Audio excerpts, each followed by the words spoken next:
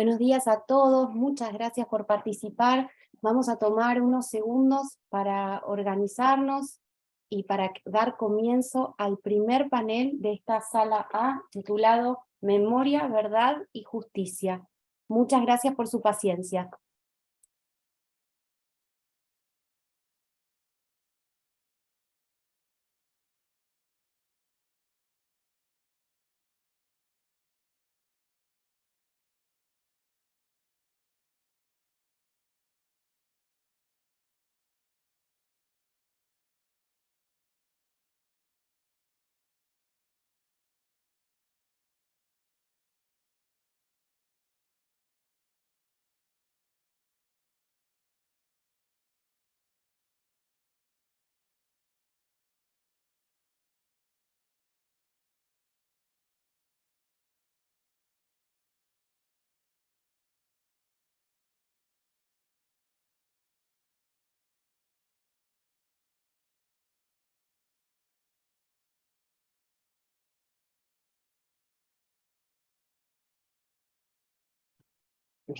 No estoy cerrando desde acá.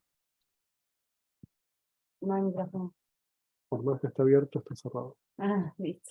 Cualquier cosa es apretar esto para abrir. Ay, Y gracias. ahí cambia. Gracias. Por la reunión. Entonces, cuando vos digas, dejamos de compartir y enseguida te pueden empezar. A ver, pero ponemos silencio. Yo te presento a vos, si te parece, y vos arrancás con tus palabras y vas a ver quiénes están conectados para que puedan empezar a hacer sus ponencias, si te parece. Hola Karina, yo no entiendo nada. A ver, hicimos la prueba, estaban las dos personas, hicieron la prueba de traducciones. No entiendo cómo nosotras deberíamos, las intérpretes de la sala B están en otra sala, no entiendo.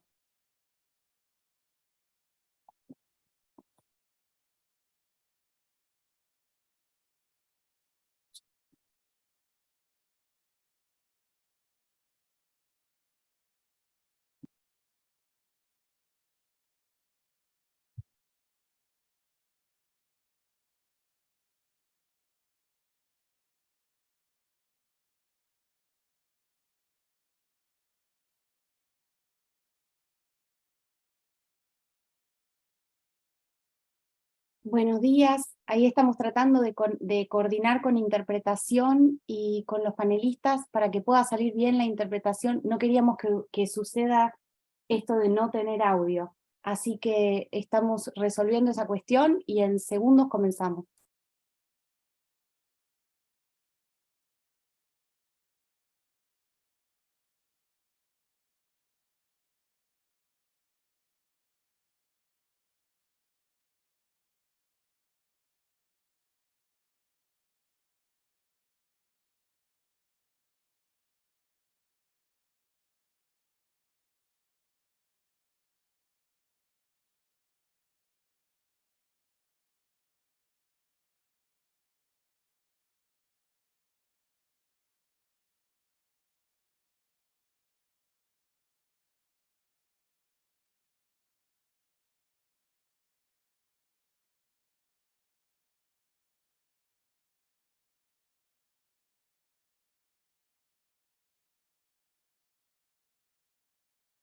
Ahora sí, vamos a dar inicio al panel Memoria, Verdad y Justicia y le damos la palabra a Lucía Alejandra Bianchi, moderadora de este panel. Bienvenidos.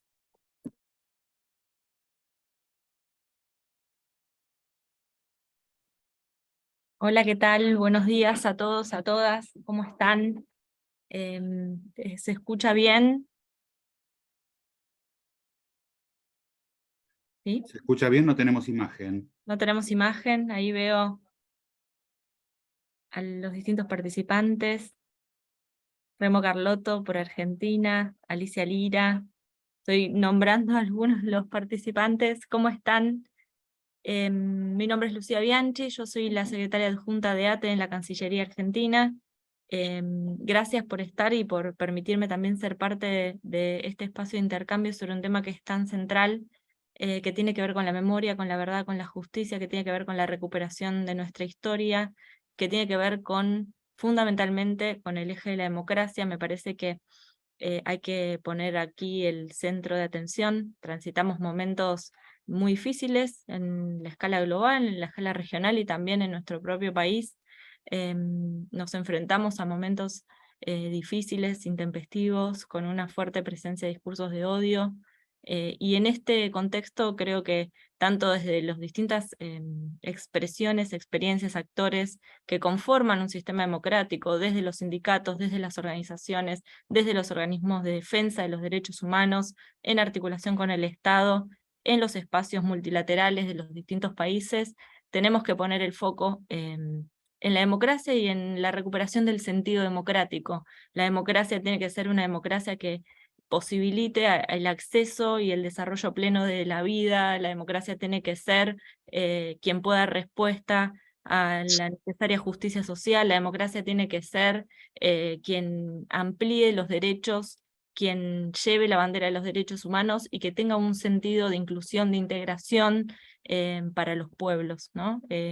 La mejor manera de defender a la democracia es dotarla de sentido, y dotarla de sentido tiene también que ver, y esto lo digo como estatal, como viniendo de un gremio de trabajadores del Estado, con la recuperación del Estado también en el centro de la escena, como quien puede garantizar el cumplimiento de los derechos, quien puede garantizar la justicia social, quien puede garantizar procesos que generen integración, que generen inclusión, que generen igualdad. No quiero decir mucho más, hay personas muy importantes en este espacio que me interesa mucho y que podamos escuchar, así que simplemente era eso, hacer una introducción temática, darles la bienvenida al espacio y que puedan empezar a presentarse y hacer cada una de sus exposiciones si les parece bien.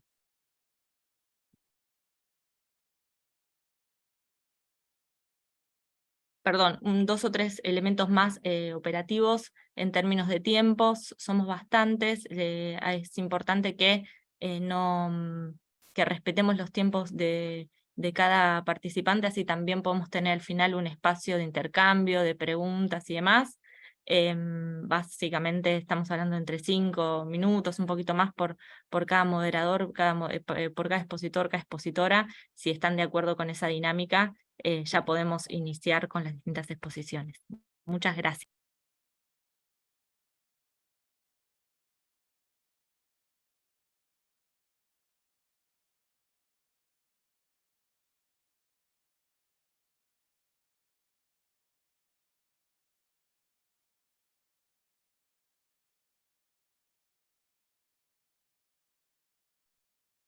Remo, no sé si querés iniciar vos. Bueno, sí, perfecto, me parece muy bien. El tiempo, lo que no tengo es imagen. O sea, no puedo ver a ninguno de participantes y estoy solamente con fotografías. Así es. Pero, Entiendo que estamos así todos y todas. Yo ah, tampoco. No, bueno, pueden habilitar sus cámaras. no, nos dice que no se puede iniciar porque el hospedador lo detuvo. A ver, un segundo porque es bueno corregir esto.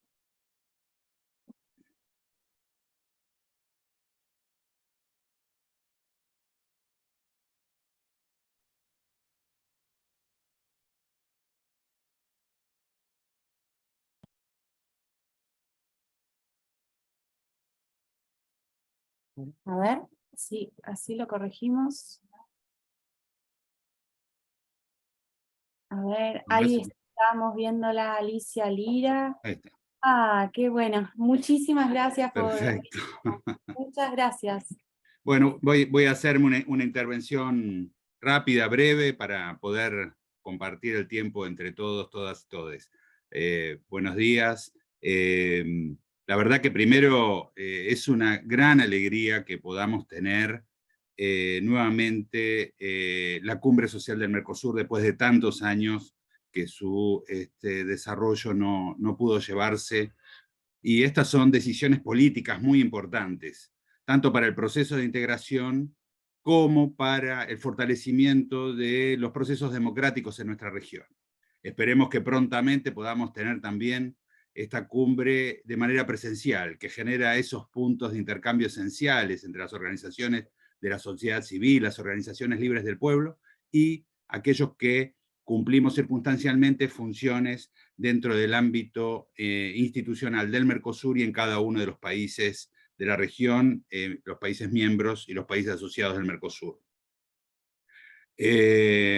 Yo en este momento me presento, soy Remo Carlotto, soy director ejecutivo del Instituto de Políticas Públicas en Derechos Humanos del Mercosur, un cargo y una función que es rotativa en representación de cada uno de los países. En esta oportunidad le corresponde hasta febrero del año que viene a la República Argentina. Y soy un militante que proviene del movimiento de derechos humanos de Argentina, de la lucha contra la dictadura cívico-militar y de la construcción de la agenda que nos convoca en esta jornada en el día de hoy. Quiero saludar a queridas compañeros y compañeras de lucha que están participando en la realización de este panel. Yo a los criterios y conceptos de memoria, verdad y justicia, sumo dos criterios esenciales que tienen que ir acompañando estos objetivos, estas búsquedas que realizan cada uno de nuestros países, que son la reparación y la no repetición. Fundamental para construir una agenda que pueda visualizar no solamente los hechos que nos sucedieron, sino la construcción de la agenda en materia de derechos humanos en el presente. Los actos de reparación que los estados llevan adelante, los estados democráticos llevan adelante con respecto a las graves violaciones a los derechos humanos en nuestros países, es un acto de reconocimiento en la construcción de una agenda que busque reparar lo que se cometió, pero que también busque este último punto, que desde mi perspectiva es fundamental en este tiempo y en esta época y en la convocatoria que esta cumbre social nos está invitando a debatir, que tiene que ver con la idea de la no repetición. La no repetición es poder llevar adelante el reflejo del ejercicio pleno de la memoria, de los acontecimientos que hemos vivido en un pasado vinculado a los procesos dictatoriales en nuestra región bajo la doctrina de la seguridad nacional, pero también durante el imperio de gobiernos que han tenido actitudes vinculadas a las garantías de derechos humanos de mayor debilidad, de postergación de su agenda o de violaciones también de manera grave a los derechos humanos. O sea, nuestra agenda que recoge la memoria es una memoria del pasado reciente, pero también activa con respecto a los acontecimientos que vive nuestra sociedad y nuestro pueblo. Entonces los criterios y los principios de no repetición están fuertemente vinculados a una agenda en debate en este presente en los países de la región, pero también a nivel global, que tiene que ver con una observación sobre el funcionamiento de nuestros sistemas democráticos cuestionados por no haber alcanzado cumplimientos efectivos de garantía plena de derechos. Pero esto está siendo utilizado desde una perspectiva que busca generar criterios y análisis antiderechos, que buscan generar un proceso de regresividad en materia de derechos humanos. Y aquí los criterios de no repetición tienen que generar las alertas esenciales en nuestras sociedades para que no volvamos a criterios y a principios de carácter autoritario. Lo voy a decir claramente, las derechas en nuestra región y a nivel global están en una avanzada sobre la limitación de los avances que instancias como la que estamos llevando adelante en esta cumbre social han construido y han trabajado a partir de la relación, del fortalecimiento de los derechos esenciales de las inmensas mayorías de nuestros pueblos y también con respecto a los derechos de las minorías en cada uno de nuestros países. Y cuando vemos la construcción de los discursos de odio, la construcción de los discursos xenófobos, homofóbicos, la construcción de los discursos antigénero, la construcción de los discursos de discriminación racial, de pobreza, debemos generar las alertas en los principios de no repetición. Debemos analizar nuestro pasado, debemos traerlo al presente, debemos reflejar la experiencia de lucha y la construcción colectiva en materia de derechos humanos para nuestra región y nuestro continente. Entonces yo planteo y pongo muy fuertemente estos criterios de no repetición. El instituto que dirijo trabaja en esta sintonía, en la búsqueda de la articulación y la mirada de las políticas públicas en materia de derechos humanos y el cumplimiento de las bitácoras. Sabemos que la agenda multilateral en materia de derechos humanos va marcando principios esenciales, fundamentales, acordados, pero su implementación y su cumplimiento por parte de los países siempre resulta sumamente dificultoso y engorroso.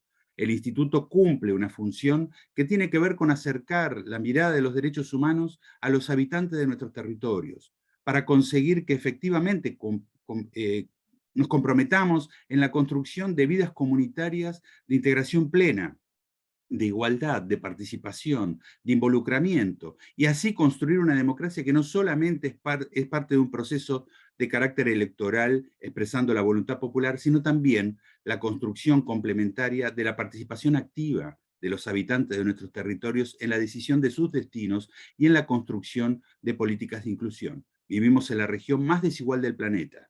Esto significa que vivimos en países ricos con pueblos pobres.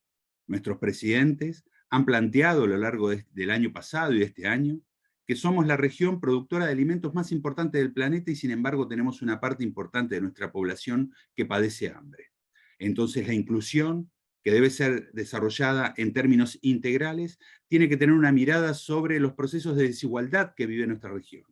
Este es el debate al que debemos invitar también para construir y mirar y plantear cuáles son las deudas pendientes que tiene nuestra democracia y que solo vamos a resolverla con más profundización democrática, con más construcción democrática. Estamos en una región que está teniendo el periodo más largo de existencia de periodos democráticos, con alternancias políticas y con diferencias en la construcción de lo público. Lo que debemos plantear es que los derechos humanos y la garantía plena de los derechos humanos no son opciones políticas de los gobiernos, son obligaciones de los estados ante la comunidad internacional y son obligaciones también de los estados ante su pueblo en nuestros procesos de integración regional. Por eso, la agenda ciudadana, la agenda social, la construcción de la agenda vinculada a los derechos humanos desde una perspectiva transversal debe fortalecer el criterio de los estados garantes de derechos frente a lo que fue nuestra experiencia de los estados violadores de derechos humanos. Este es el desafío y esencialmente el rol y la función de las organizaciones de la sociedad civil, las organizaciones libres del pueblo, las organizaciones de participación política, social, de trabajadores, empresariales, deben tener un rol activo en la construcción de esta agenda.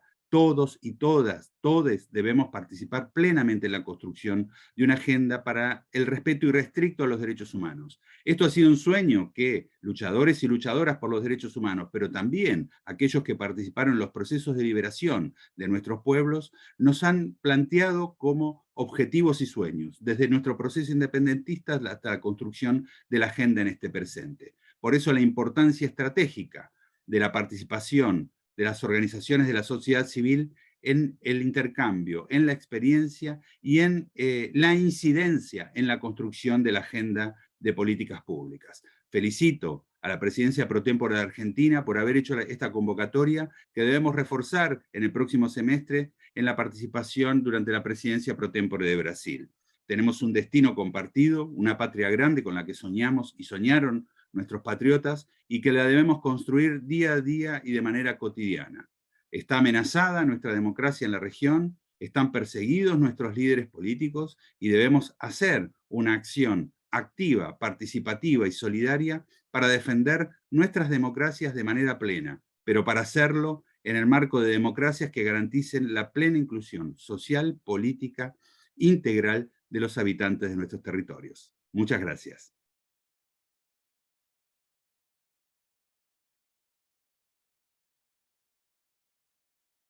Muchas gracias, Remo Carlotto, por tu exposición. Le voy a pasar la palabra, le voy a pedir que se conecte el audio y se presente a Verónica Chávez Salustiano. ¿Se encuentra? De Brasil.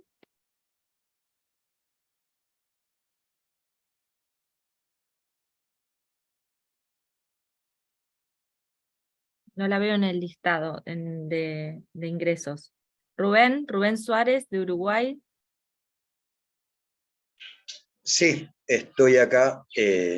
Antes que nada, saludarlos a todos. Es un placer estar con ustedes y qué bienvenido que sea todo este tema para hablarlo, difundirlo y, por otro lado, dar una perspectiva real de lo que acontece en cada uno de los países integrantes del Mercosur y, por qué no, fuera del Mercosur. Bien decía el compañero anteriormente, la importancia que tiene el tema de los derechos humanos. No quiero redundar en lo mismo que él habló, voy a ir avanzando en otros temas, como es la memoria principalmente, ¿no? Esa memoria que muchas veces se quiere perder, desgraciadamente, por parte de algunos gobiernos cómplices, porque también está eso, ¿no? Cuando uno habla de democracia, la democracia no es plena si no hay una verdad, si no hay justicia, si no hay juicio y castigo a los culpables de delitos de lesa humanidad, como ocurrieron en todo el Mercosur, como ocurrieron en gran parte del planeta, a instancias directamente de lo que es el imperialismo yanqui, y en América Latina principalmente de ese engendro que crearon, que fue las escuelas de las Américas, ¿no? De donde salieron civiles y militares, porque también acá tenemos que decir la gran realidad, que no las dictaduras fueron solamente militares, fueron civiles militares las dictaduras, y eso hay que tenerlo en cuenta, respetando a todos los compañeros que están. El tema de reivindicar hoy el tema de los derechos humanos hacia los detenidos, desaparecidos, hacia los hijos, hacia los nietos, hacia los familiares y hacia lo que es la sociedad plena, ¿no? Porque mientras que no exista una justicia, mientras que no exista una memoria, mientras que no exista el esclarecimiento de todo lo acontecido en esas cívicos militares, y recalco, cívicos militares, no va a haber democracia plena.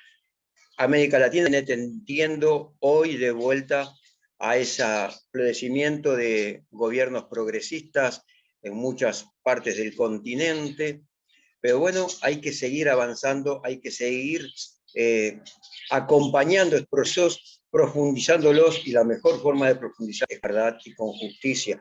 Pero también en el tema de derechos humanos no debemos olvidar a los postergados de siempre, ¿no?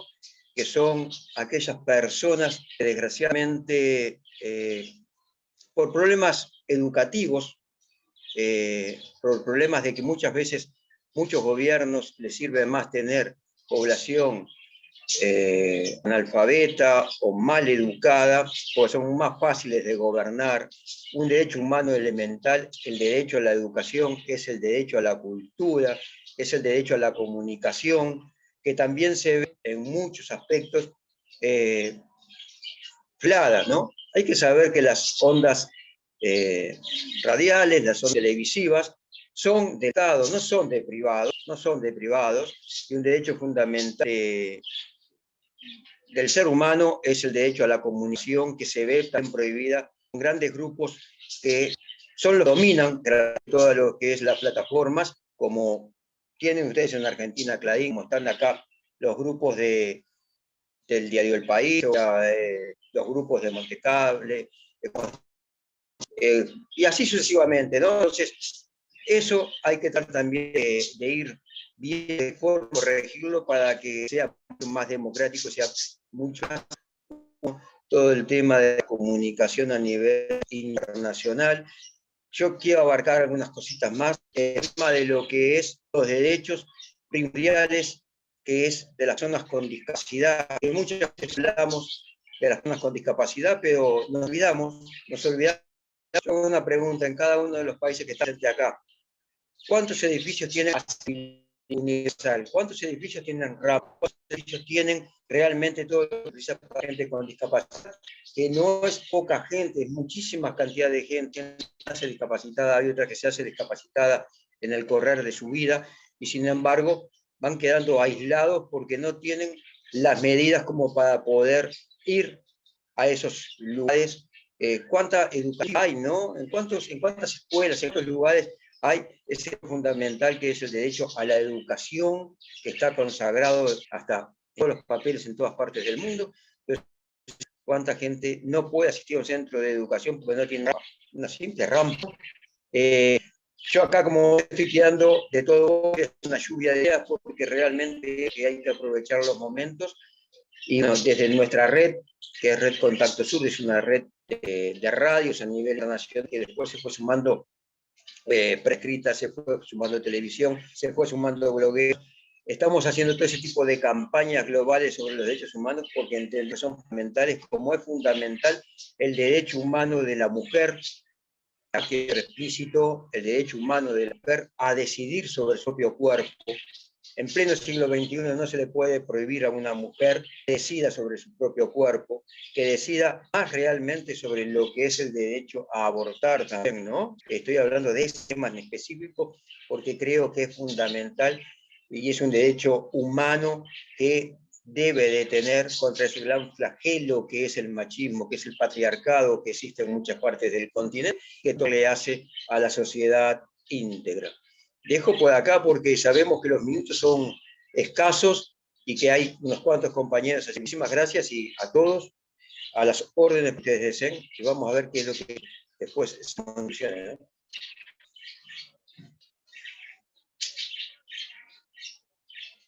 Muchas gracias, compañero. En la lista seguía por Bolivia, Franz Marín Avis Copa. Recuerden presentarse, también contar un poco a qué organización pertenecen y un poco de ustedes.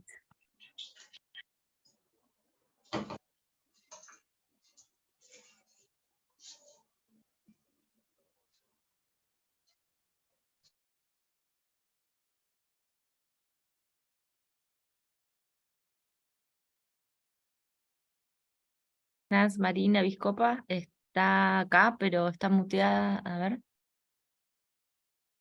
Si no, seguimos, si les parece. A ver. Ahí está. Buenos días.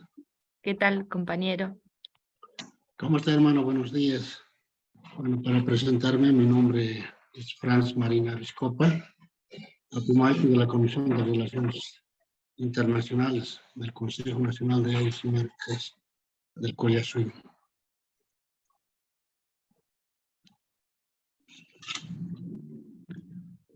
Hola, ¿me escuchan? Perfecto, se escucha bien. Bueno, hermana, el Consejo Nacional de Aves y Marcas del Collasuyo, como una organización social basada en los principios y valores, tiene una claridad mediana en el horizonte para llegar como sociedad. Es el buen vivir, vivir bien, con que todos podamos vivir en armonía y complementariedad entre todos nuestros pueblos y al mismo tiempo con la complementariedad de la madre naturaleza. Para eso, como CONAMAC Bolivia, tenemos que trabajar en objetivos muy importantes. Respeto a los derechos individuales, colectivos de los pueblos indígenas. Respeto a la tierra y territorio, a la autodeterminación, a la consulta previa, acceso a la justicia indígena originaria, a la educación y salud, a la espiritualidad en su democracia y su libre autodeterminación de sus autoridades en nuestros pueblos indígenas originarios. Respeto al acceso de la mujer en espacios políticos para que las mujeres no se constituyan objetos y no se presenten sus derechos y puedan participar en espacios políticos en igualdad de condiciones. En otros ciudadanos donde tienen acceso a ser candidato a concejales, alcaldes, diputados, senadores, gobernadores, magistrados, ministros y viceministros de nuestro Estado Plurinacional de Bolivia. Los pueblos indígenas originarios del gobierno del Collasuyo y CONAMAC, en uso de sus atribuciones de CONAMAC Bolivia, tenemos un lineamiento de fortalecimiento orgánico en nuestros suyos, marcas, aires, en una libre autodeterminación de nuestros pueblos para precautelar nuestros derechos fundamentales, construyendo el Estado Plurinacional de Bolivia, que es el reconocimiento de nuestra verdadera identidad cultural y fortalecimiento orgánico. Muchas gracias, Jayaya, nuestros pueblos del Collasuyo Marca, Jayaya, nuestra libre autodeterminación de nuestros pueblos, Jayaya al Estado Plurinacional de Bolivia.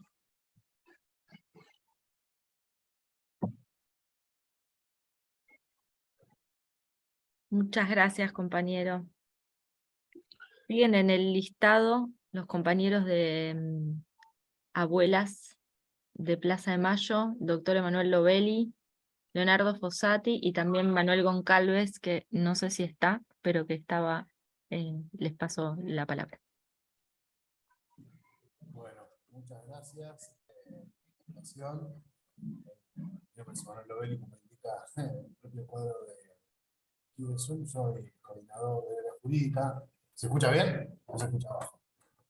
Bueno, voy a hablar más fuerte. Soy coordinador del área jurídica de Abuelas de Plaza de Mayo y, como bien Lucía presentaba, junto a mí está Leonardo Fossati, que es miembro de la comisión directiva de Abuelas de Plaza de Mayo y referente de la filial La Plata de Abuelas de Plaza de Mayo y coordinador del espacio para la memoria excomisaría Quinta de La Plata. Así que bueno, lo dejo también a Leonardo que se presente.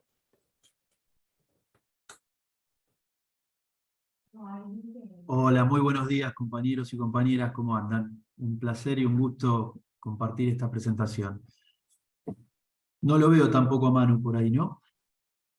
No, raro, pero bueno, un poquito la idea nuestra era traer a través de nuestras voces la de las abuelas en cuanto a lo que fue su lucha, y es su lucha desde el año 1977 hasta el día de hoy, y para eso lo que habíamos pensado, dado que es muy vasto el campo de trabajo de las abuelas a lo largo de todo este proceso de justicia transicional en Argentina, era abarcar de diferentes aspectos el impacto de la lucha de abuelas en las políticas públicas en nuestro país, en Argentina, en clave de memoria, verdad y justicia, ¿no?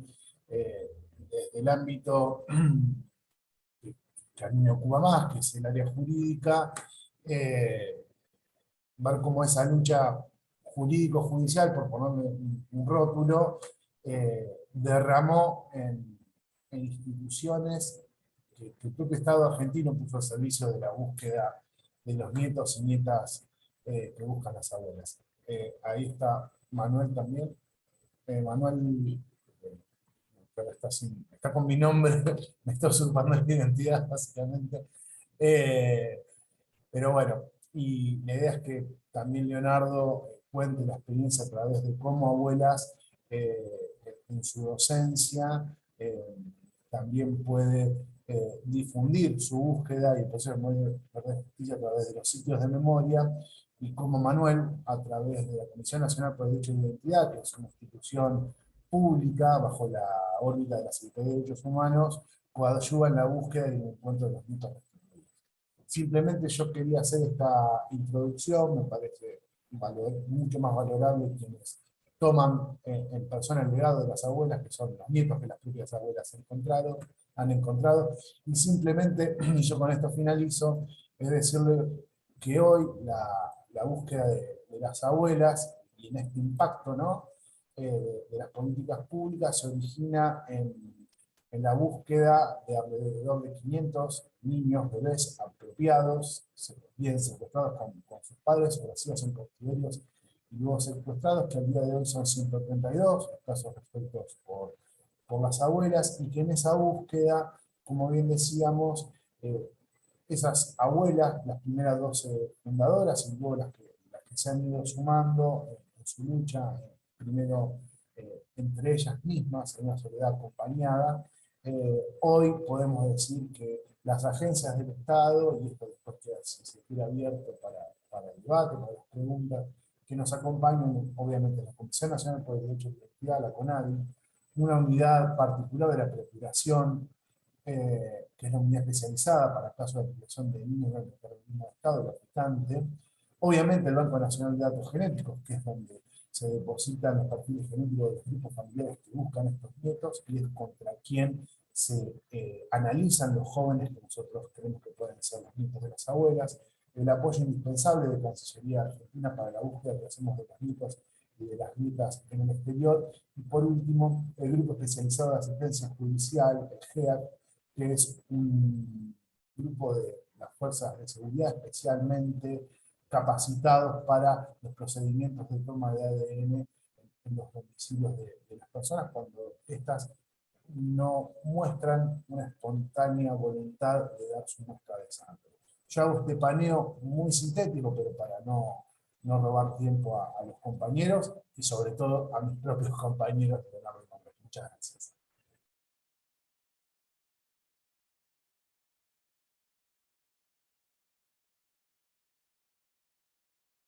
Muy bien. Bueno, gracias, Emanuel. Yo les voy a contar, en resumen, la tarea que venimos realizando también de Abuelas de Plaza de Mayo en materia de políticas de memoria, impulsando los espacios para la memoria en la República Argentina y desde la coordinación de uno de ellos, lo que fue el Centro Clandestino de Detención Ex Comisaría Quinta, acá en la ciudad de La Plata, y que hoy en día funciona como espacio para la memoria y promoción de los derechos humanos. Como el tiempo es muy breve, yo les voy a leer los fundamentos que tenemos escritos desde aquí, para que puedan conocer un poquito el repaso de cuáles son las líneas de trabajo, los objetivos y un breve raconto histórico de cómo se dio la desafectación de este ex centro clandestino de detención, hoy espacio para la memoria.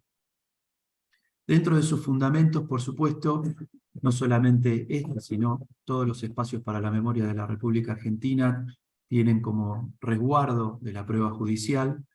La gran mayoría de ellos han sido prueba judicial a partir de los testimonios de los familiares y de los sobrevivientes. La reparación simbólica para los sobrevivientes, los familiares y para la comunidad en su totalidad. El conocimiento de la verdad, de los hechos que ocurrieron aquí mismo, y la puesta en valor como patrimonio histórico. Los sitios y espacios para la memoria se emplazan en aquellos lugares donde funcionaron los centros clandestinos de detención, tortura y exterminio, y se constituyen como dispositivos que permiten la transmisión de la memoria colectiva, la reparación para los sobrevivientes y familiares de los desaparecidos, además de constituirse en prueba material para los juicios por delitos de lesa humanidad que siguen llevándose a cabo hoy en día. El espacio para la memoria se transforma así en un hecho de radical importancia para la transmisión generacional de lo ocurrido, en tanto que la memoria de un país se constituye como un producto social y colectivo que nos incluye a todos.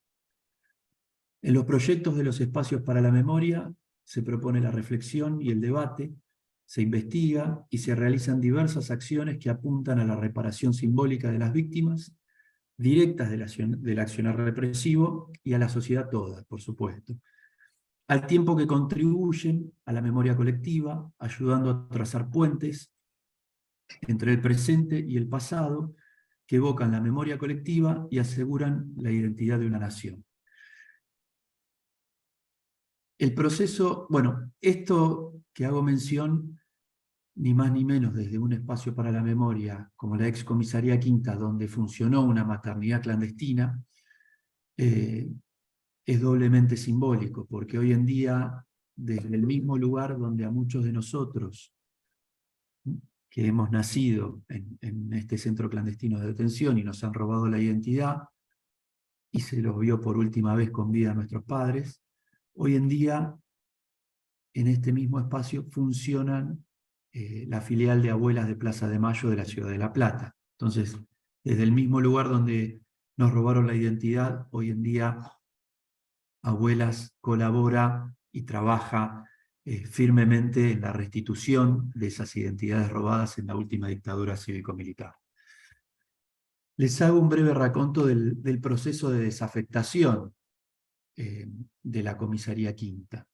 Esto fue a partir del año 2003, con la anulación de las leyes de impunidad, y en el año 2005, con la declaración de su inconstitucionalidad, se allana el camino para juzgar los delitos cometidos por el terrorismo de Estado, y las políticas de memoria comienzan a formar parte de la agenda de políticas públicas del Estado. Varios de los hechos ocurridos en el centro clandestino de detención y sus responsables fueron investigados y juzgados en las siguientes causas: el juicio contra Echecolás en el año 2006, la causa contra el capellán von Bernich en el año 2007, la causa de Plan Sistemático de Apropiación de Bebés en el año 2012, y en la causa finalmente de Circuito Camps en el año 2012 también. En este juicio, conocido como Circuito Camps, se juzgaron los hechos ocurridos en la Comisaría Quinta y en otros centros clandestinos de detención de este circuito represivo, como así también los hechos sucedidos en la casa Teruggi Mariani, de acá de esta misma ciudad, que incluye la apropiación de la bebé Clara Naí, que quizás muchos de ustedes conocen el caso porque es el caso de una abuela fundadora, de Chicha Mariani, la segunda presidenta de Abuelas de Plaza de Mayo. En el marco de los alegatos de este último juicio, la querella de Abuelas de Plaza de Mayo, que acá tenemos al doctor Lovelli, impulsada por él, en conjunto con el pedido histórico de los organismos de derechos humanos, solicitó la desafectación de la Comisaría Quinta.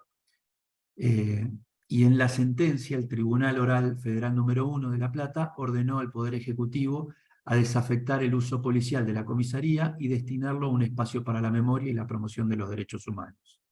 Así que en el año 2018 se logró la desafectación total, se trasladó finalmente la comisaría a otra, dentro del área jurisdiccional, y el predio fue entregado en un comodato a las Abuelas de Plaza de Mayo por un transcurso de 30 años. Y la Secretaría de Derechos Humanos de la Provincia de Buenos Aires es la titular del inmueble y quien impulsa las políticas públicas para llevar adelante este espacio.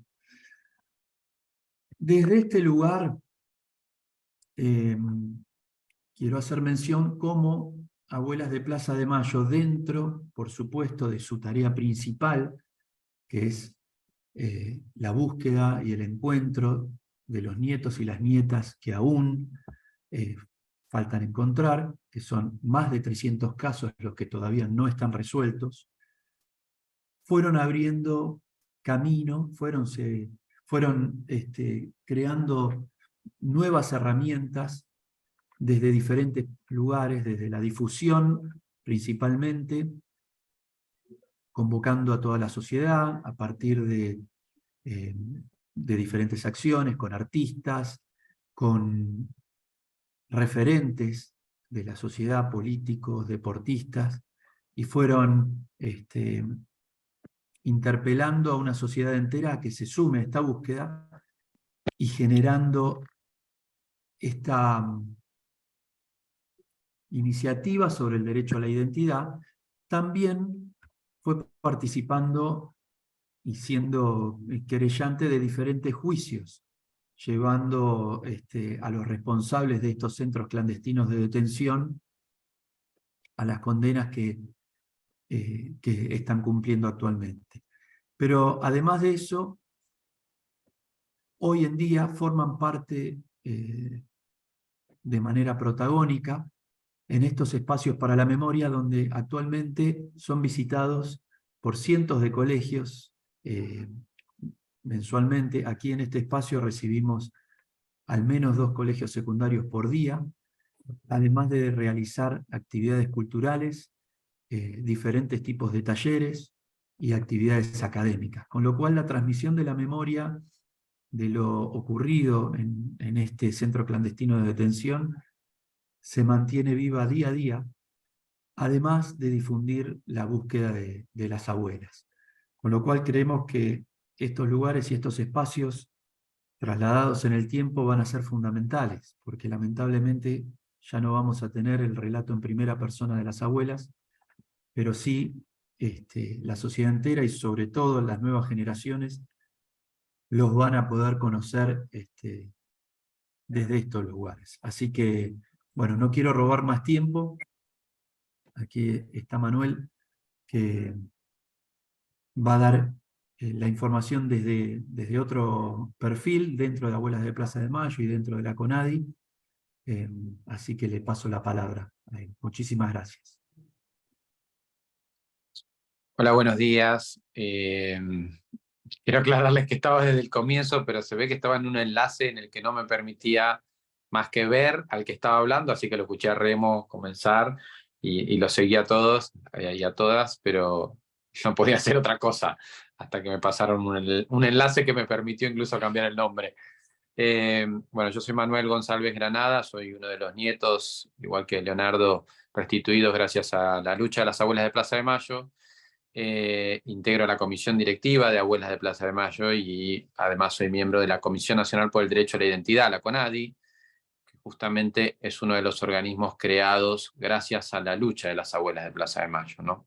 El tiempo es muy breve y la historia es muy grande, así que trataré de solo darle algunos titulares de eso que hemos construido en Argentina, también como una idea de poder seguir con algo que desde hace tiempo, sobre todo las nuevas generaciones en abuelas, pensamos que debemos darle a la continuidad de abuelas, que es que trascienda lo logrado en Argentina y que eso sirva para que esto se replique en muchos otros países que han sufrido los mismos daños a través de las dictaduras que hemos padecido, sobre todo en nuestra región, y que, bueno, no han podido todavía, en algunos casos, avanzar, como lo hemos hecho aquí respecto de Memoria, Verdad y Justicia, y justamente de políticas públicas que permitan la no repetición, ¿no? Por supuesto, la historia de abuelas está vinculada estrechamente a la búsqueda de sus nietos y nietas, pero es un colectivo de organismos de derechos humanos y una sucesión de hechos políticos lo que generó que Argentina hoy tenga estas políticas públicas y estos organismos que funcionan más allá y trascienden gobiernos. Digo, también es algo que, bueno, para nuestros países en general, muchas veces no es algo que suceda de manera tan habitual. Digo, los cambios de administración muchas veces generan retrocesos en algunos derechos conquistados o directamente, bueno, la anulación de algunas conquistas, ¿no?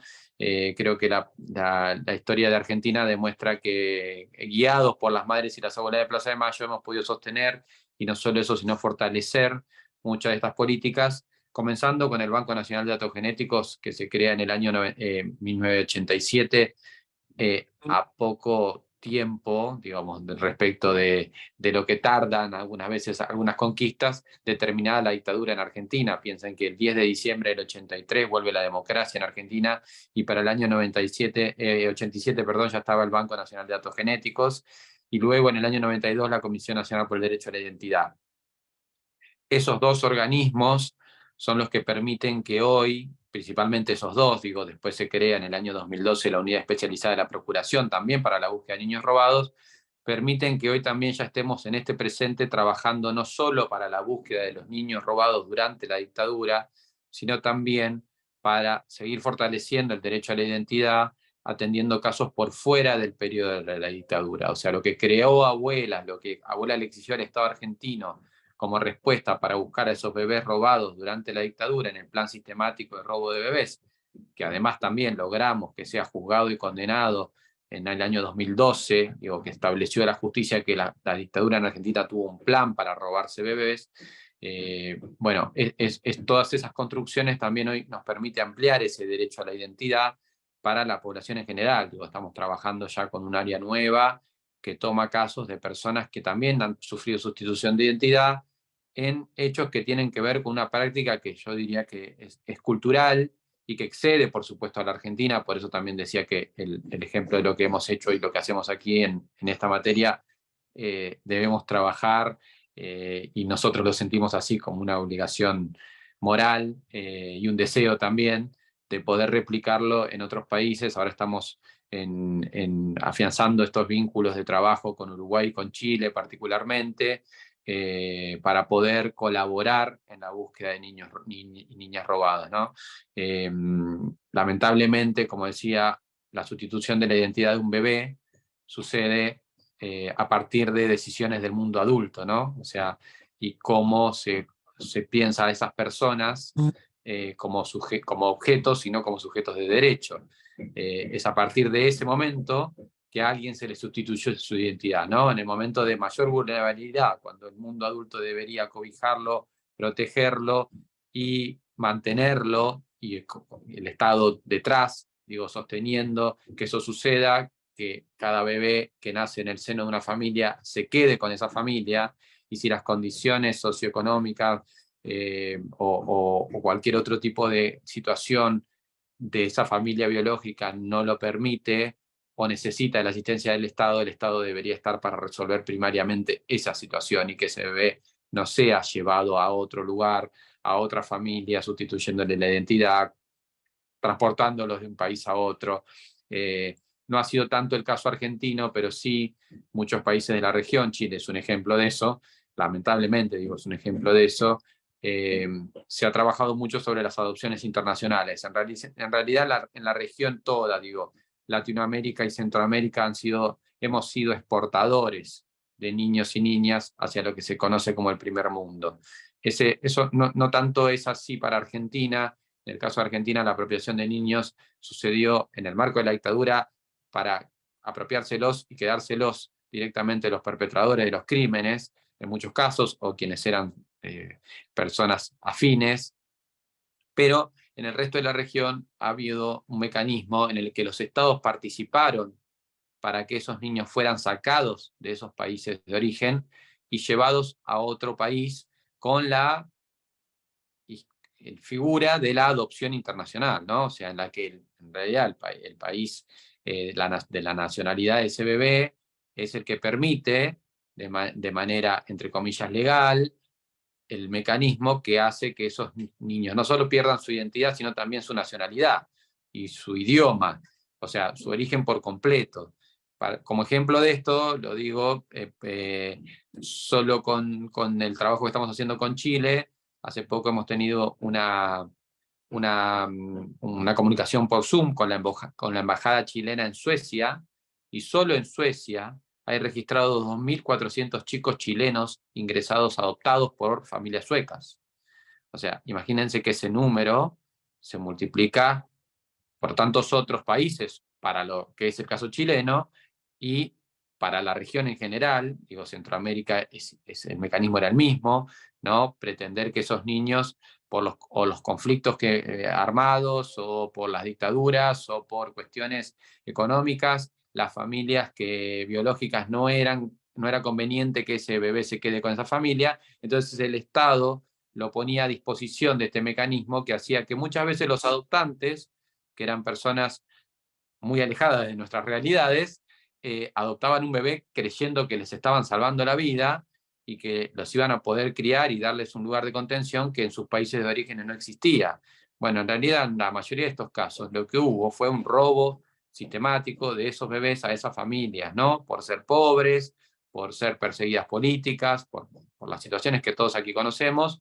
Esos mecanismos, esas figuras hacían que en la mayoría de los casos algunos de estos adoptantes no conozcan el verdadero origen de esos bebés y crean que estaban adoptando un bebé que no tenía familia, o que en realidad estaba a disposición por algún tipo de situación mayor, y que ellos en definitiva iban a ser o correspondía que sean la familia de ese bebé, ¿no? Por el deseo de adoptar, o por el deseo de humanitariamente ayudar a una persona indefensa.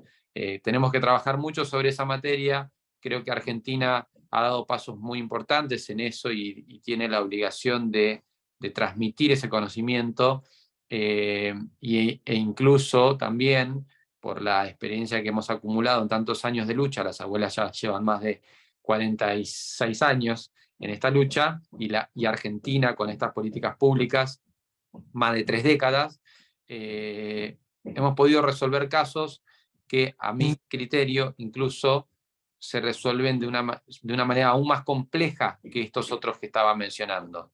Porque en nuestros casos, lo que nosotros tenemos es la falsificación total del origen de la persona. Nosotros encontramos a personas que en su acta de nacimiento dicen que nacieron en tal lugar, hijo de tal persona. En muchos de estos otros casos que hablo, en los que menciono a nuestra región como exportadora de niños y niñas, está documentado en los propios estados que ese niño salió de ese país y se fue con tal familia. Entonces lo que hay que hacer es lograr las decisiones políticas para poder trabajar sobre los propios archivos que los estados tienen, donde está documentado a dónde están esos bebés. Ese es el trabajo que pretendemos también colaborar desde Argentina para ayudar a esas búsquedas. Lo hemos hecho ya directamente en algunos casos, y en otros estamos empezando a pensar planes de trabajo.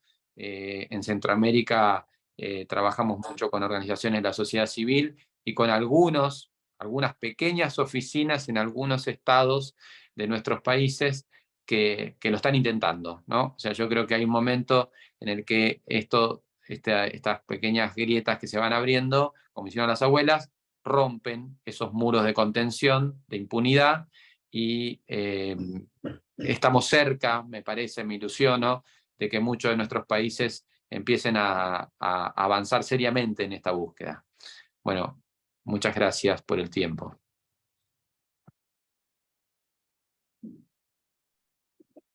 Muchas gracias, Manuel. Muchas gracias a Leonardo también, Emanuel. Muchas gracias por su exposición. Le voy a pasar la palabra ahora a Gustavo Héctor Giuliano de Paraguay.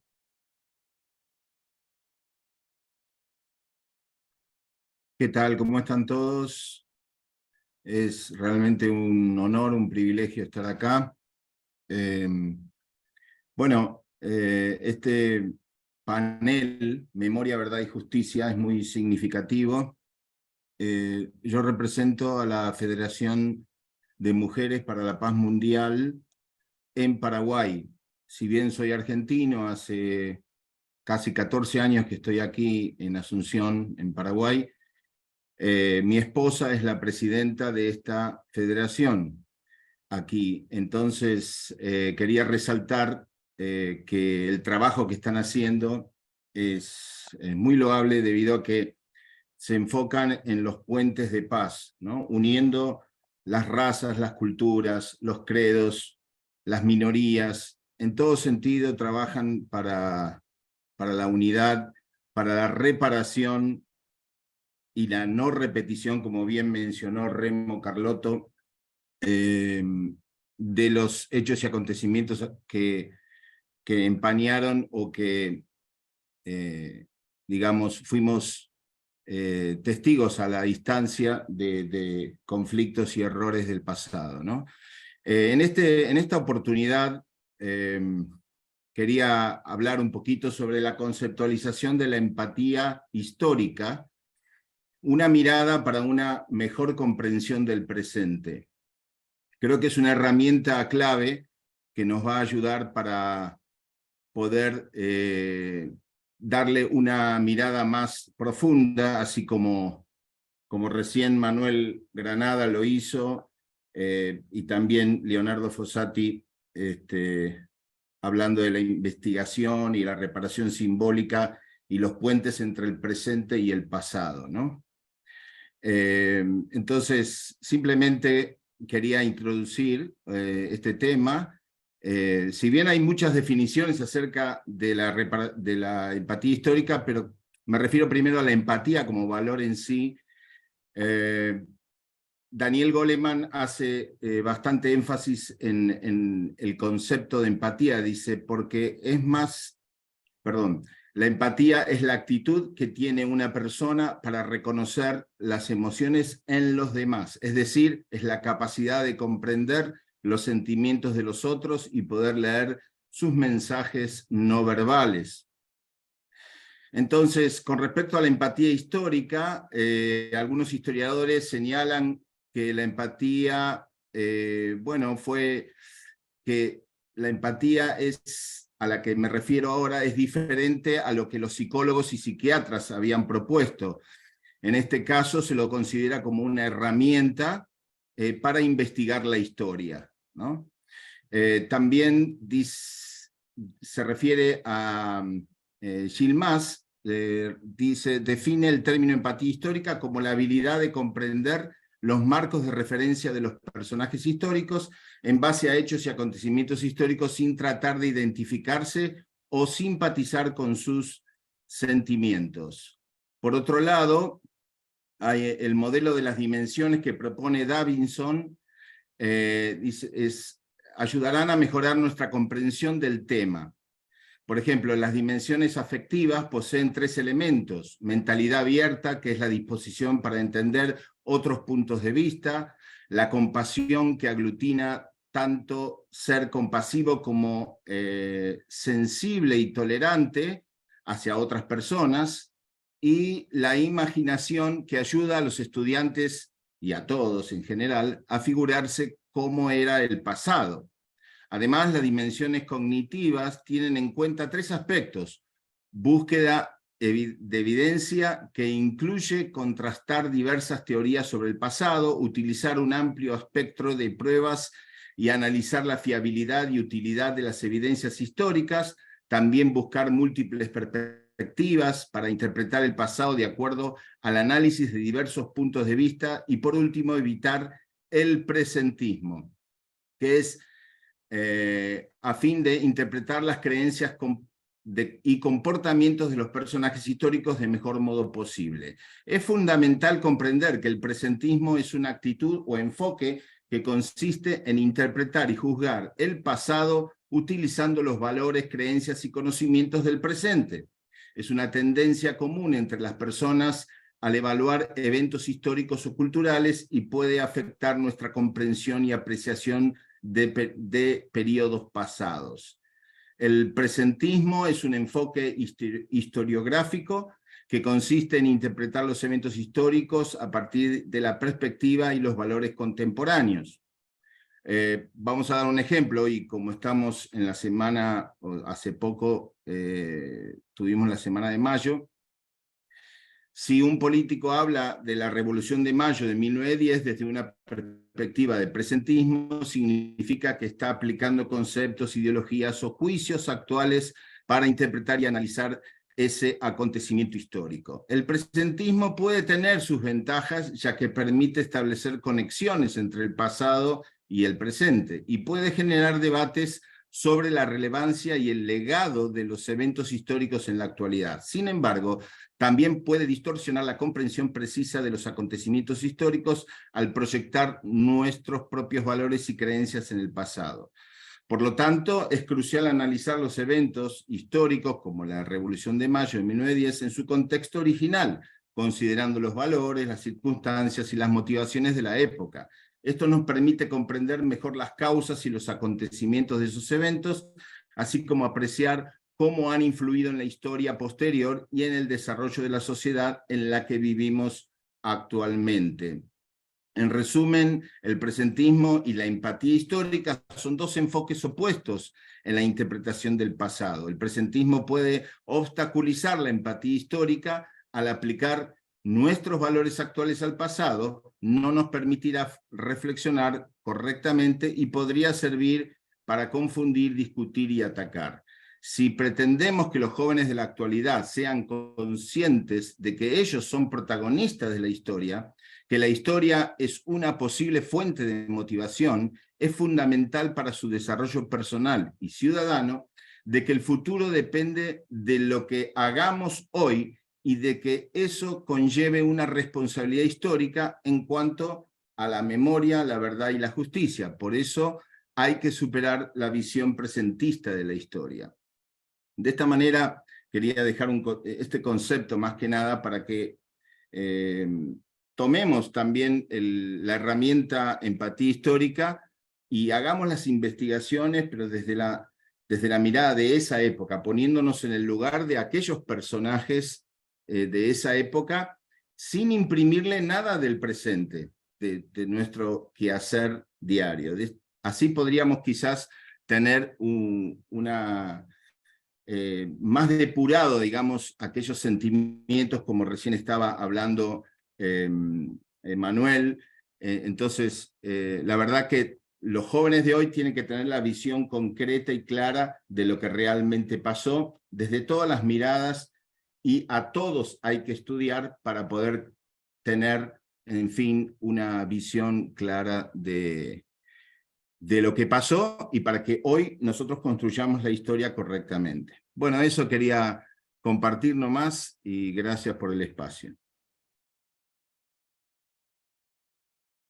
Muchas gracias. Ahora está Alicia Lira. de Chile. Alicia, ¿estás? Sí, buenos días. Bueno, antes que todo saludarlos, como bien decían anteriormente, un orgullo estar en esta retoma de comunicación y más para nosotros en el marco de los 50 años del golpe civil militar. Y soy presidenta de la agrupación de familiares ejecutados políticos, integrante del observatorio por el cierre de la Escuela de la América, que lo mencionaba anteriormente un panelista, que tantos criminales entregó la Escuela de las Américas, que hasta la fecha existe en Estados Unidos, hoy día Georgia, y que su política es la tortura, la doctrina de seguridad nacional que se mantiene en América Latina, y sigue las conexiones en términos de la responsabilidad de los golpes militares, los gorilas, como le decía este tiempo, y dan golpes militares blancos. Pero también quiero retraer acá de la importancia que tiene este foro, porque aquí estamos hablando de lo que fue la Operación Cóndor, el intercambio de prisioneros políticos de todos los países que estamos representados en este foro, la Operación Cóndor, donde la inteligencia, la agencia de terrorismo de Estado se conectaron para intercambiar prisioneros, falsear o torturar. Así que tiene este encuentro un doble objetivo, y también no puedo quedarme al margen de lo presente que hablaba uno de los nietos, porque es cierto, acá en Chile es atroz cuando descubrimos hace años, muy pocos, la situación de los niños adoptados o los niños robados, que los blanquearon con las adopciones, que fueron a las madres muy pobres, campesinas, que es otra figura, pero sí estas madres o familiares de estos niños secuestrados a través de las adopciones tienen una gran organización aquí en Chile, que es la organización Hijos y Madres del Silencio. También no quiero dejarlo, porque en cierta forma también fue una operación Cóndor, porque fue intercambio de distintos países de estos niños y niñas que deben estar en distintas partes de América, sobre todo de Europa. Bueno, en cuanto al trabajo de la agrupación de familiares ejecutados políticos, nosotros nacimos en los primeros años de la dictadura, la resistencia, primero por terminar con la cultura de la muerte, la solidaridad de ver los prisioneros políticos. Era impensable de llevar a juicio a los criminales, pero a través de los años pensábamos en la década del 90, los gobiernos post-dictadura, iba a cambiar un poco la cosa, pero sí, terminó la cultura de la muerte, la prisión política por razones políticas o resistencia, pero lo hicieron un camino muy largo. Es tan largo, tan doloroso y tanta impotencia, que hoy día a los 50 años evaluamos. Cárcel especial tipo tela a los victimarios. Más de casi 1000 familias esperan, luchan, hemos luchado a 50 años, encontrar aún los detenidos, tenían desaparecidas y ejecutados sin entrega de restos. En Chile existe la figura de ejecutado político, que yo lo que he recorrido en otros países solamente se habla de detenido desaparecido, pero acá se hizo la distinción. Ejecutado político sin entrega de restos significa el caso La Caravana de la Muerte, que a través del criminal Arellano Estar en un helicóptero comandó el secuestro de personeros de gobiernos, militantes de izquierda que estaban encarcelados, los retiraban de la cárcel, los ejecutaban y escondían sus cuerpos.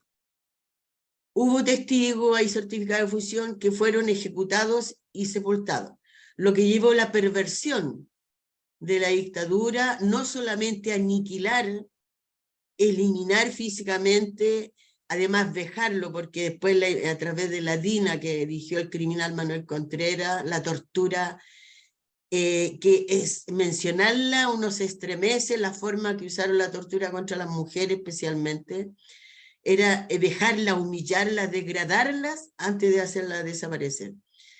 Y esa es la distancia. Entonces, hoy día tenemos esa búsqueda que ningún gobierno implementó, de ni escuchar a los familiares o los abogados de derechos humanos que nos acompañaron por tantos años, un plan nacional de búsqueda, por lo cual todos los hallazgos que se encontraron fueron propia, cuando los propios compañeros o compañeras asesinadas aparecen sus restos en los terrenos, como fue en la fosa de Pisagua, el 91, que justo nacen estas 3 fosas con una cantidad de fusilados, maniatados y amordazados, que la fotografía recorrió el mundo. Y en el Congreso estaba en puerta, a fines de mayo, un acuerdo marco donde si hay prioridad, algunos casos selectivos, era la impunidad total. Pero cuando aparece a días del acuerdo marco que votara la concertación y la derecha en el Congreso, aparecen las osamentas de Pisagua, las 3 fosas, evidente de la crueldad, lo sanguinario que fueron para eliminar a luchadores sociales, tuvieron que retroceder en ese acuerdo marco. Nosotros hemos sufrido durante los gobiernos por dictadura, Eduardo Frei, Ricardo Lagos, que ha sido el más funesto, acuerdo marco Otero Figueroa, donde el presidente Eduardo Frei con el presidente de Renovación Nacional de la derecha buscan un acuerdo para también nuevamente, estoy hablando 5 años después, dar vuelta a la página, porque había que dar vuelta a la página por el bien del país. Después aparece la mesa de diálogo, donde Ricardo Lagos, cuando recibe el informe de la mesa de diálogo con las mentiras de los militares que habían tirado al mar a las víctimas, y hace en su discurso, y usted lo puede leer, en su discurso, un reconocimiento a las Fuerzas Armadas, el coraje y la valentía que tuvieron de sentarse en la mesa y entregar esta información. O sea, los victimarios se convertían en héroes para él, pero las víctimas, los familiares de las víctimas, tenían que creer las mentiras, porque meses después, los supuestos tirados al mar aparecen en osamenta en Cuesta Barriga, camino hacia Valparaíso, en Chile, y en un lugar que había sido un fuerte de los militares. Entonces, cuando hoy día hacemos análisis en términos de lo que existe hoy día, mantienen los gobiernos la ley el decreto ley de amnistía de la dictadura. Ningún gobierno ha intentado ni le interesa anularlo. Tenemos 1000 familias con una tortura psicológica permanente. ¿Dónde están? Que hoy día, cuando asumió el presidente Gabriel Boric, dio a conocer un plan nacional de búsqueda de la desaparición forzada, y esperamos que en estos tiempos la implemente, la lleve a cabo. Pero somos rigurosos en esperar porque nos han mentido mucho.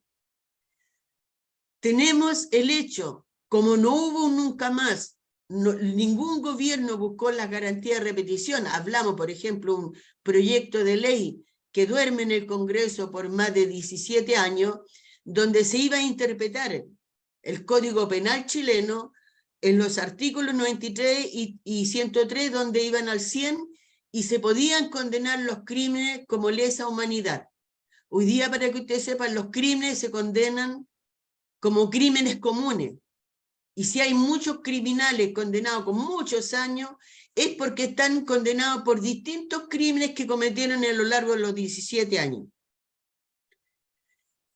Hay un proyecto de ley que duerme 9 años, donde propusimos degradar a todo militar condenado en las violaciones de los derechos humanos. Ningún gobierno lo puso en tabla, ninguna bancada política del Congreso tampoco lo puso en discusión. O sea, aquí hay miramientos con la casta criminal, y todo esto, lo que estamos viviendo hoy día, significa porque los civiles que fueron instigadores y cómplices de los crímenes más horrendos en este país, gozan de impunidad en lo penal y en lo social. Han sido ministros de Sebastián Piñera, están en el Congreso, y eso es lo que ha permitido el no buscar los mecanismos de justicia de los gobiernos. Imagínense lo brutal que es para nosotros cuando un victimario que fue agente de investigaciones de Chile, hace una semana atrás lo velan en el recinto institucional, un violador de derechos humanos de lesa humanidad. La institución permite que se le vele en la iglesia, en el recinto institucional. Esos son los reconocimientos que hablamos. Aquí existe el pacto de silencio aún de las Fuerzas Armadas, de las policías, y cada hecho lo indica. ¿Hubo algún llamamiento al director de investigaciones? ¿Hubo alguna amonestación o sanción? Nada. Ni siquiera se supo, se eligieron nada, a pesar que hubo una carta pública nuestra que instamos a la ministra del Interior que debiera llamar la atención este hecho tan gravoso para los familiares y para las víctimas y la sociedad de este país. Eso ha permitido el negacionismo en nuestro país, la vandalización de los sitios de memoria. Y como digo, los gobiernos no han puesto ahí. Es cierto que hay adelanto. Hay un museo de la memoria que lo valoramos enormemente en Santiago, pero también le falta que estén los criminales condenados, los militares condenados, carabineros condenados, que estén con su rango, pero también que estén con sus condenas. ¿Por qué no lo ponen? ¿Por qué no hacen así como cuenta la historia? Ahí falta una historia por ese miramiento, como decíamos en el informe de verdad y reconciliación, cuando en ese informe se supone que el reconocimiento de las violaciones de derechos humanos, ahí hay hasta un criminal de la DINA como víctima. Hay agentes de la CNI como víctima, hay militares como víctima. Cuando ellos nos declararon la guerra, ellos tenían las armas. Entonces para nosotros realmente ha sido un duro camino, un largo camino, y digo nosotros porque hay agrupaciones a nivel nacional y acordamos distintas cosas de trabajo, y por lo cual para nosotros es muy importante.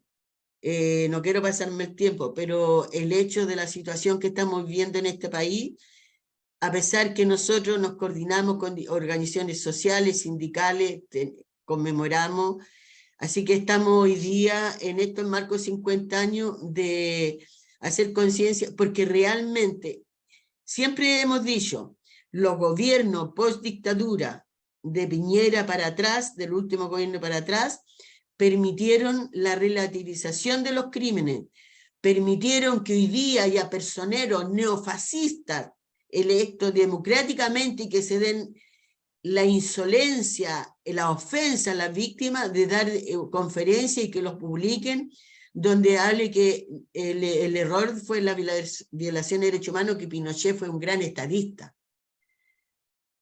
Entonces hay cosas que les permitieron, a pesar de la exigencia, de la movilización, de la exigencia. Nuestras agrupaciones pasaron por huelga de hambre, por encadenamiento, por apaleo, por prisión, por todo lo que nos lleva adelante la dignidad de buscar verdad y justicia, porque lo que aprende uno, y creo que cada uno de ustedes lo sabe, uno primero se incorpora por una situación personal, pero después somos una familia. Más uno, yo vengo del tiempo de la Unidad Popular, en la juventud, en el gobierno, en la defensa de nuestro gobierno, después con mi compañero ejecutado nos sumamos a la resistencia de la dictadura. Por lo tanto, no estamos hablando a través del dolor, estamos hablando de una convicción, de una sociedad más justa e igualitaria, estamos hablando de los derechos irrestrictos a las personas, piensen lo que piensen, digan lo que digan, pero sí respetando a los demás, y si no, deben haber normas de ética, normas políticas y normas legislativas que sancionen, como es lo que queremos hoy día, el negacionismo y el discurso de odio que hoy día está vigente y que hoy día cada día más, porque se lo han permitido, porque el hecho de no haberlos dado garantía del nunca más o la garantía de no repetición significa que el gobierno de Sebastián Piñera, el 19, mata a más de 36 personas, jóvenes, 460 mutilados, 2 personas, la senadora Fabiola Campillay, Gustavo Gatica, ciegos totalmente por agresión de carabineros, balines a sus ojos. Tenemos a un joven encarcelado, y sin embargo aprueban leyes criminalizadoras como la ley Naín Retamal, que más que para perseguir la delincuencia, porque los carabineros, las policías tienen los elementos, pero esta ley va dirigida a esta doctrina de seguridad nacional, que es la política que tienen contra los movimientos sociales y dirigentes sociales. Por eso van tan armados a las movilizaciones, pero el carabinero que mataron últimamente sabía que iba un delincuente y lo matan, y va con su pura gorra y su armamento. Entonces, esas son las cosas que estamos viviendo y que no ha sido fácil hoy día, más cuando triunfa inexplicablemente un grupo, una bancada, tanto para la Constitución como en el Congreso del neofascismo. Así que, pero igual estamos aquí, con ganas, con orgullo, con fuerza y convicción, porque eso nunca lo han quitado, la alegría de vivir, las ganas de luchar, el compromiso más allá de nuestro país, sino que también somos una operación Cóndor, pero de vida, de alegría, de esperanza y de bien. Así que un abrazo grande y seguir adelante, queridas y queridos compañeros.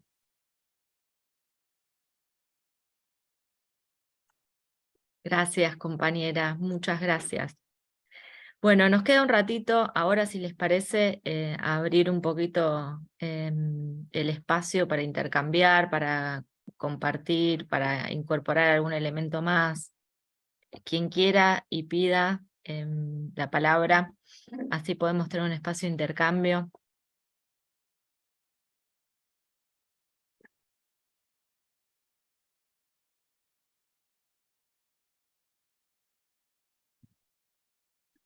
Bueno, vamos a hacer uso de la palabra. Yo no sé si en el listado había una oradora más que era Alejandra. Sí. Gracias. Ay, perdón, Alejandra. No, está bien, gracias. Tenía el listado. Gracias, Remo. No, lo mío es muy breve porque para ser breve, precisamente voy a leer el textito porque quise cumplir estrictamente con los 5 minutos, creo que son menos. Primero,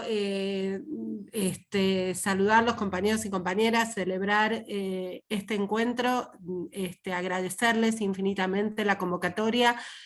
Coordino el programa especial de educación en contexto de encierro del Instituto Universitario Nacional de Derechos Humanos, Madres de Plaza de Mayo, el IUNMA. Pero me permito hacer una digresión por todo lo que he escuchado. También celebro especialmente estar aquí presente porque formo parte hace muchísimos años de la Asociación Seré por la Memoria y la Vida, un organismo de derechos humanos que se formó van a ser ahora el 1 de julio, 23 años. Estamos convocando ya, hemos enviado una carta a las abuelas,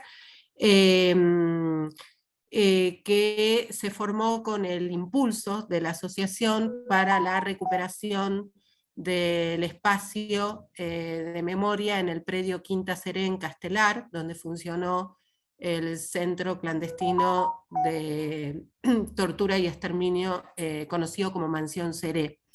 Entonces, nada, simplemente no podía dejar de decirlo. Dicho esto, paso a la lectura, que es muy breve. Este largo camino que tenemos lo andaremos con un ala entre los panes, con un pie entre las estrellas.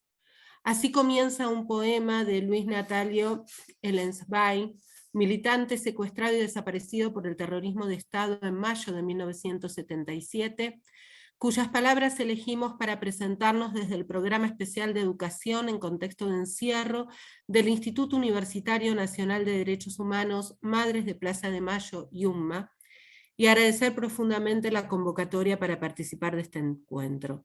La tríada Memoria, Verdad, Justicia es marca fundacional de la institución que fue parida por la lucha inclaudicable de las madres en la construcción de una sociedad más justa, libre, solidaria e igualitaria, tal como la soñaron los 30.000. ¿No es acaso la memoria un pasado que se hace presente y que nos interpela permanentemente, tal como lo señala Elizabeth Schelin? Toda la actividad académica del IUNMA se desarrolla desde la perspectiva de la educación como derecho social, lo que implica crear, generar y materializar acciones concretas para garantizarlo.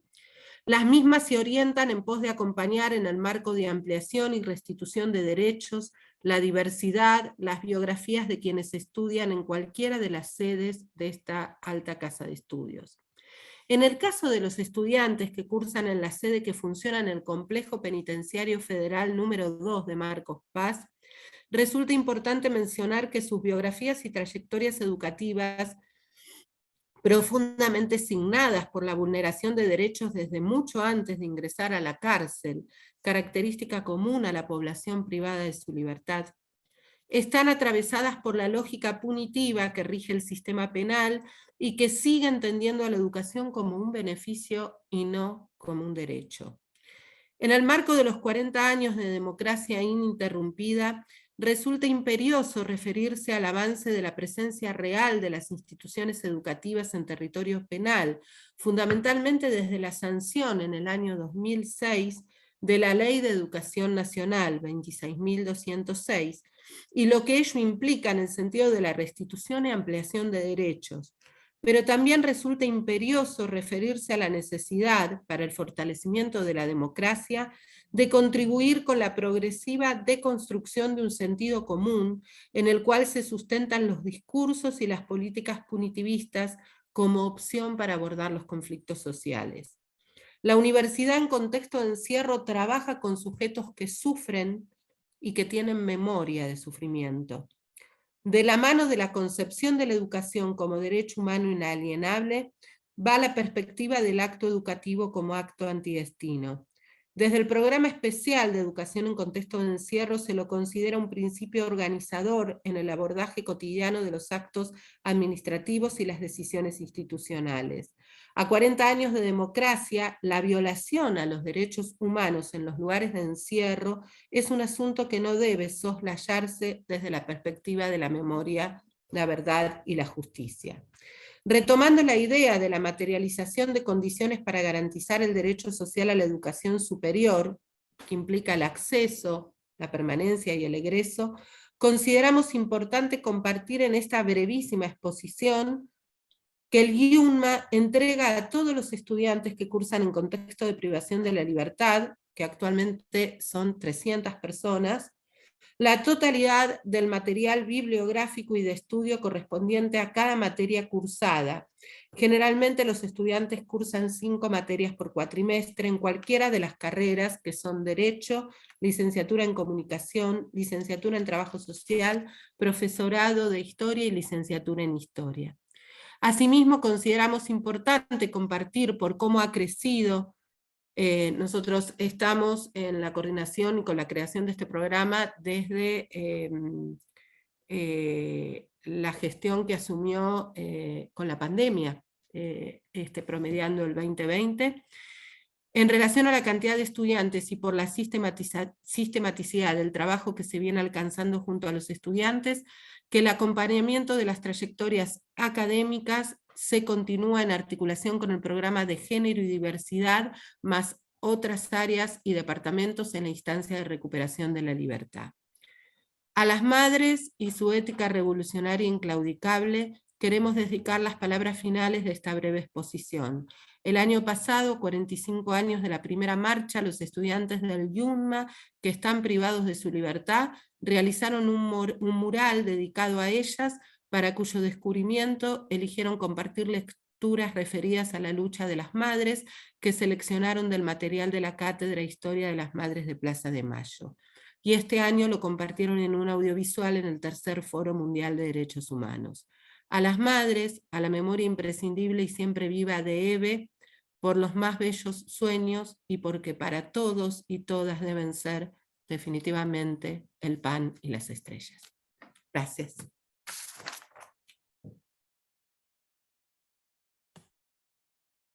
Muchas gracias, Alejandra. Bueno, nos quedan unos minutos para ir cerrando, para intercambiar.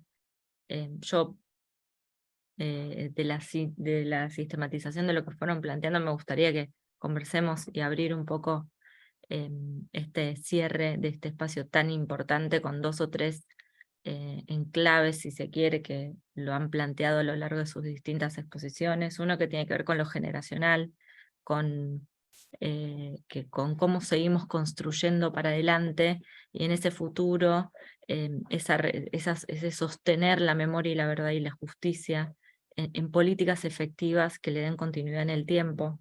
lo regional y la articulación y la necesidad de fortalecer estos espacios de encuentro, incluso que tengan muchísimo más, digamos, que tengan más espacio concretamente, que sean presenciales, que puedan ser más periódicos, que sean continuos. Hay algo del encontrarse, del intercambiar experiencias, del entramar, el de articular, que es estratégico, que tiene que ver con esto que decía la compañera, ¿no? Con nuestras formas de articulación de la vida y de todo lo que luchamos en un sentido común. Me parece que, nada, que es importantísimo que lo podamos tener presente, y abro la palabra para que podamos hacer el cierre del espacio. Pido la palabra. Nada, a mí me resulta siempre sumamente conmovedor poder ver a compañeros y compañeras que en nuestra América y en Sudamérica en particular, como estamos haciendo en este momento, poder contar nuestra experiencia de lucha, y algo que la querida compañera chilena planteaba, de poder, nosotros no nos paralizamos en el lugar de víctimas, somos constructores de la sociedad que aquellos que nos victimizaron no querían que sucediera, y somos construcciones y herederos, y nos sentimos con la enorme obligación de representar la lucha que llevaron adelante aquellos que fueron víctimas de la acción criminal en toda nuestra región. Me gusta mucho la idea de pensar la memoria como ese lugar, como un lugar de acción en el presente, ¿no? La lucha de las abuelas de Plaza de Mayo ha encarado desde una estrategia sumamente inteligente, creativa y generosa, que aquellos que recuperaron su verdadera identidad, que son plenamente libres en este presente, producto de su lucha, asuman la responsabilidad de conducir los destinos de su organización, y eso es parte de una experiencia que debemos valorar. De la misma manera, la posibilidad que organismos de derechos humanos, como el caso de Madres de Plaza de Mayo, el caso de Hijos, llevan adelante instancias institucionales de formación y de capacitación en materia de derechos humanos para la construcción de una agenda inclusiva. Sí me interesa mucho marcar que este encuentro nosotros debemos verlo desde la perspectiva del anticóndor, ¿no? De las luchas que debemos llevar adelante, teniendo siempre presente que existió una coordinación para violar los derechos humanos, para perseguir y asesinar. Y nosotros hacemos todo lo contrario. Es nuestra coordinación para construir agendas compartidas, inclusivas, para tomar, y esto es muy importante, el compañero de Uruguay habló del tema de la comunicación, y es muy importante la disputa comunicacional, el sentido simbólico de nuestra lucha también en vinculación con las nuevas generaciones.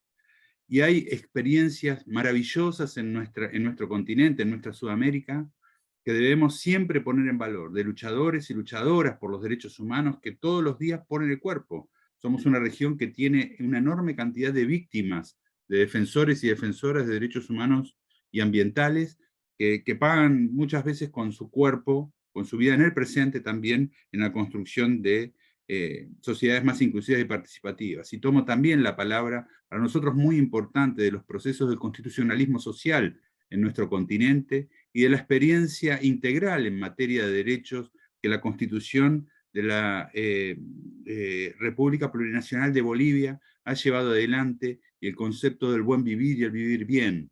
Es muy importante su cosmovisión, su mirada y su coexistencia con la tierra, desde una mirada, desde los derechos ambientales, que es ejemplo para todos, todas y todes. Entonces, yo la verdad que me pone y me satisface mucho, porque desde este lugar institucional del Instituto de Políticas Públicas de Derechos Humanos hemos tenido la oportunidad de recorrer nuestra región, y valoramos enormemente la participación, el compromiso y este lugar que planteaba Alicia Lira. No somos solamente víctimas de lo que nos pasó en otro tiempo. Somos constructores del presente en el cual queremos vivir. lo hacemos en ese ejercicio, en un ejercicio de la memoria, trayendo al presente, trayendo a esta nueva realidad que estamos viviendo, toda nuestra experiencia para construir. Y lo hacemos, ¿no es cierto?, desde el dolor primero, lo hicimos desde la lucha, de las luchas de resistencia a las dictaduras, y lo hicimos en la construcción solidaria y en la alegría de la construcción cotidiana. Y allí está tal vez una parte importante del secreto que el movimiento de derechos humanos de nuestra Sudamérica sea un movimiento visualizado y reconocido en el mundo como un lugar de una construcción a la cual se debe tomar, como ha sucedido también en el conocimiento científico, tecnológico e inclusive jurídico que hemos aplicado en la región para mirar lo que nos sucede en otros lugares del mundo frente a graves violaciones a los derechos humanos. Quería decir estas palabras, agradezco mucho la paciencia y mando un abrazo fraterno. Yo también quisiera pedir la palabra. Bueno, a la pregunta que se hable, ¿cuáles son nuestros desafíos? Nosotros tuvimos en el terreno, en el territorio, realmente lo que vimos, la reacción de las juventudes, que no podemos dejar de mencionar aquí lo que fue la rebelión de los jóvenes, el estallido social. Fue algo innato que las agrupaciones al sur, al norte de Santiago se incorporaron, nos incorporamos con nuestros lienzos en las movilizaciones, pero ver esa juventud, esa masa de juventud, que cómo entrelazaba el presente con el pasado, ese pasado que nos llena de orgullo, que hay que traerlo, un pasado que tiene vida, que tiene enseñanza, que las va a tener siempre, que fue la Unidad Popular. Ver a Salvador Allende en distintos afiches, distintas figuras con trajes de la época, con chaqueta floreada, ver a Víctor Jara, ver el pueblo unido, el venceremos, por el Vietnam, himnos nuestros, de nuestras generaciones, cuando salíamos, cuando estaba la invasión de Estados Unidos en el Vietnam y aparecíamos la juventud en la calle, vimos ese sentimiento internacionalista que con la dictadura y los gobiernos de derecha han intentado que la perdamos. Esta solidaridad que felizmente por las décadas se ha mantenido con el movimiento de derechos humanos también.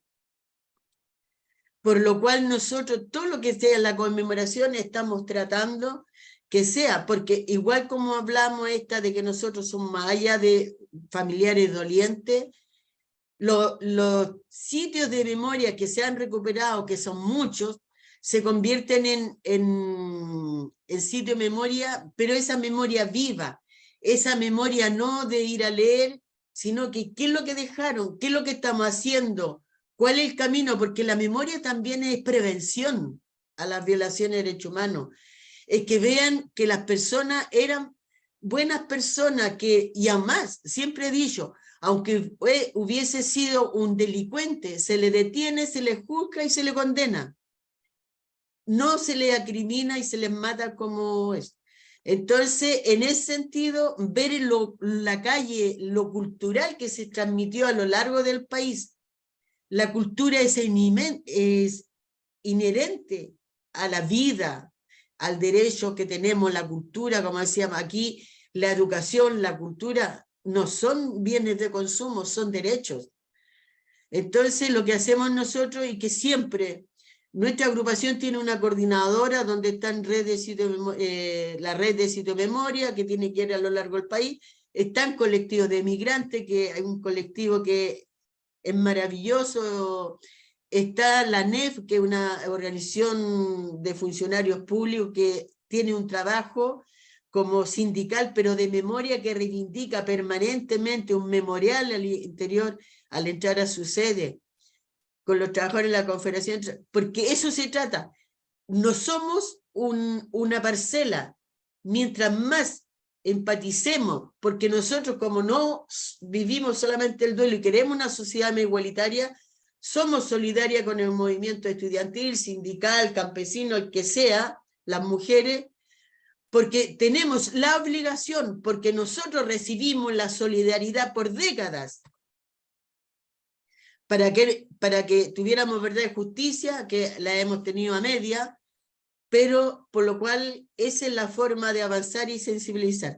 Así que en ese sentido nosotros lo que tratamos de postular, porque además la memoria en los gobiernos se concursa. Si uno quiere sacar un documental que tiene derecho, que debiera decir, mira, el documental es serio, está argumentado, deberán los recursos, no. Hay un concurso donde todas las organizaciones, Sitio Memoria o agrupaciones tienen que concursar quién sale ganadora. Llegamos a eso. Cuando esos aporte, es un aporte, lo que es la memoria, documentales, libros, folletos, afiches, es lo que nos ayuda a dar a conocer a nivel nacional e internacional que la vida hay que cuidarla, protegerla, que el derecho a las violaciones es condenable en todas partes, las violaciones de derechos humanos, que los derechos son irrestrictos al ser humano, sea quien sea la raza, como bien lo dice la Carta Fundamental. Por lo cual yo creo que en ese sentido seguimos avanzando y seguimos aprendiendo, ¿por qué no decirlo? Estamos aprendiendo cuando hay una generación, 2 generaciones distintas, tenemos que nosotros aprender cómo llegamos a ellos, cómo enseñamos, porque hay toda una maquinaria, porque en este país siempre desde la dictadura se mantiene la política económica y política la mantiene la derecha, y tienen todos los medios de comunicación masivos para lavar cerebros, los matinales, las noticias que parecen crónicas rojas. Así que yo creo que esa es la gran enseñanza que nos dejaron nuestros jóvenes de octubre del 2019 adelante. Gracias.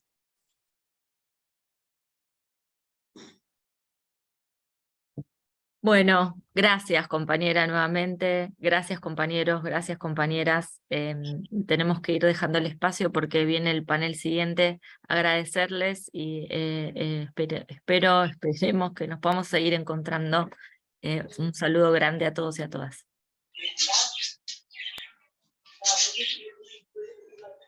No, gracias. Muchas gracias, compañeros, compañeras. Muchas gracias. Gracias.